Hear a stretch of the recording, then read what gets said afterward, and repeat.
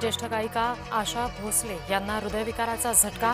आशाताईंवर ब्रीच कँडी रुग्णालयामध्ये उपचार सुरू.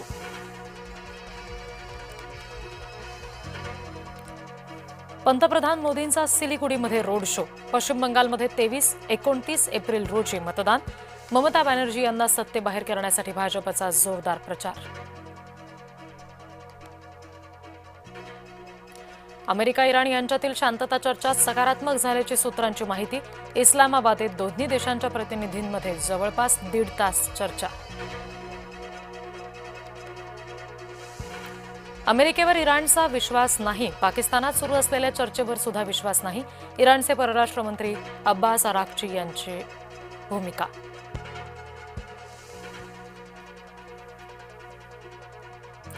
धर्मांधांमुळे नाशिककरांच्या रोजगारावर गदा.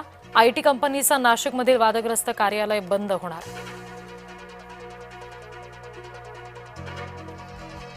नाशिकमधील कॉर्पोरेट जिहादची राष्ट्रीय चौकशी. आयटी कंपनीमधील धर्मांतरामागे षडयंत्र असल्याचा संशय.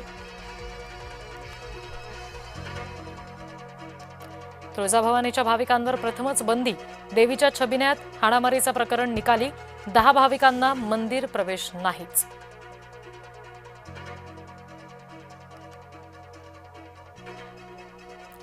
खरात प्रकरणामधील माहितीचा उपयोग राजकीय दबावासाठी. आमदार रोहित पवार यांचा गंभीर आरोप.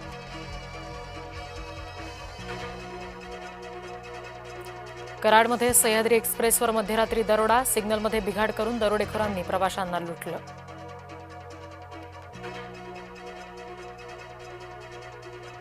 पोलीस दलाची अब्रू वेशीला. अकोला पोलिसांचा बुलढाणा पोलिसांवर हल्ला.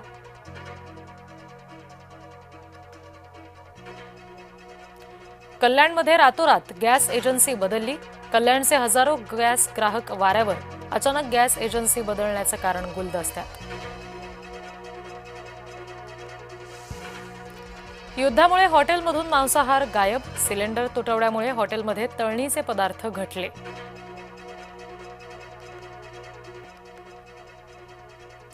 नेत्यांच्या हवाई सफरीचा धोका कायम. भुजबळांचं हेलिकॉप्टर पार्किंगमध्ये उतरलं.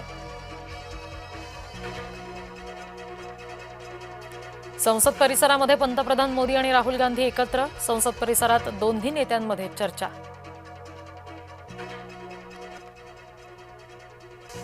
उच्च न्यायालयाचा MMRDAला दणका. रिलायन्सला बजावलेल्या 1100 कोटींच्या वसुली नोटिसा रद्द. BKCतील कामाला विलंब झाल्याप्रकरणी बजावला होता दंड.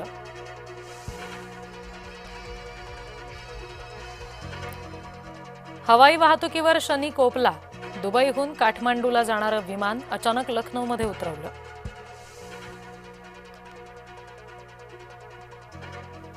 मेलेल्या मुलीला बापानं 4 महिने कुजवलं. कुजलेल्या प्रेत्यासह दिवस ढकलत होता बाप. मेरठच्या तेली गल्लीतील धक्कादायक घटना.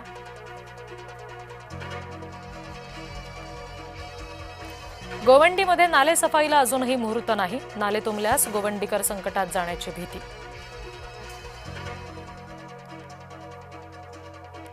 वारकरी संप्रदायात प्रतिगामी घुसखोरी. शरद पवार यांच्या लेखामुळे खळबळ.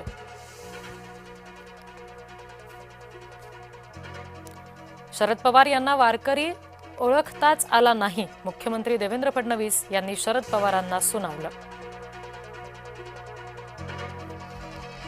ठाकरे गटाने गडकरींवरच फोडलं खापर.